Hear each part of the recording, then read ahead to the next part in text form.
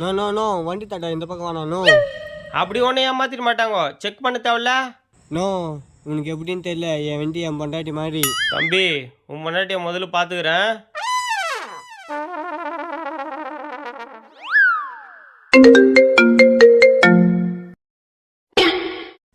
டேய் அது வெண்டி இல்ல, அது அவர் பொண்டாட்டி. 40,000 ரூபாய்.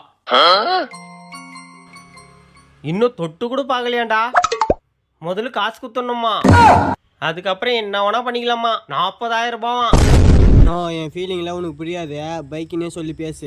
தம்பி இப்போ தொட்டுக்கலாமா?